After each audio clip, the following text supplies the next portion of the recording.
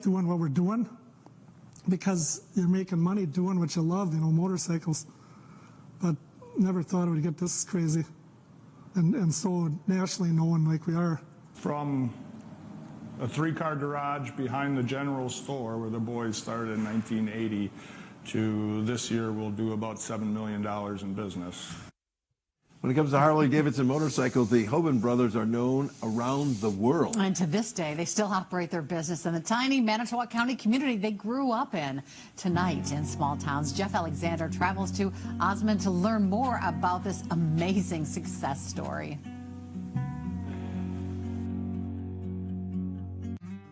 Back in 1968, when Tom Hoban was 9 years old and his twin brothers 11, their parents sold their farm near Osmond and bought the town's general store, originally built in 1918. You know, he sold just about anything. Jeans, he actually had Levi jeans and paint and bolts, and it was a general store. I mean, if you wanted it, he probably had it.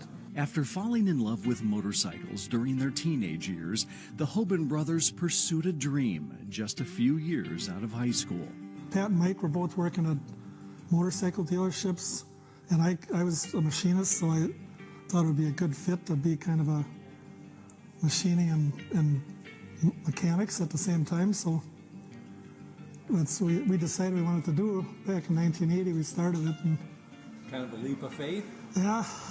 The brothers opened a motorcycle shop on the back end of their parents' store, catering to Harley-Davidsons.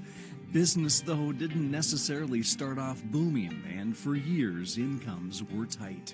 Oh, it was rough. I mean, the first probably 12, 14 years, it was, you know, basically you'd make some money and you'd buy a tool, or you'd expand something, or whatever.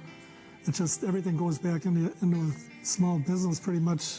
When brother Mike eventually pursued a different opportunity, Tom and Pat brought John Dahmer into the partnership. He was selling parts for them, and they had all gone to school together and raced motorcycles at Road America. John had skills the business was lacking. The Hoban boys are very passionate about motorcycles, but there's always a business that has to be done behind it.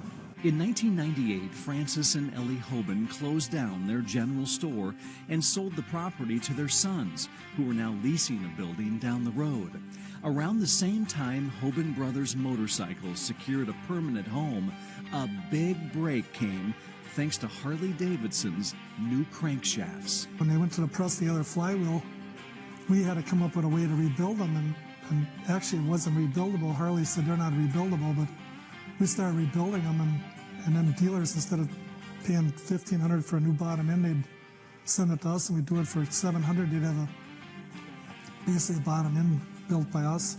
Once in a while, the good Lord puts you in the right place at the right time. Tom, with his machining capabilities, we actually had a friend of mine that came over from Mercury Marine.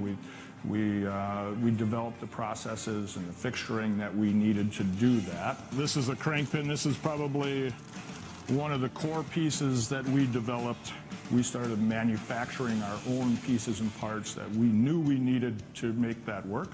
Word of Hoban Brothers' ingenuity spread fast around the country. It kind of opened a floodgate for us, because dealers would send their flywheels and say that it's vibrating so bad, and we'd check it and put it between the stand, and it'd be running out 8 or 10 thousandths, and we'd get it back to 1, and then they'd put it back in the guy's bike, and he couldn't believe it. They'd call up and say, "What the hell did you do to my bike?" We just put it back to what Harley's specs originally were. With business now booming, Hoban Brothers diversified into a second company, Dark Horse Motor Company. All of our proprietary products get produced in-house here. To focus solely on building and rebuilding crankshafts for Harley dealers around the world. And we're looking at distribution throughout Europe and Australia. The United States is relatively easy, but we're looking at some more distribution throughout the United States. Today, Hoban Brothers continues to manage a racing team that's won several national championships over the years.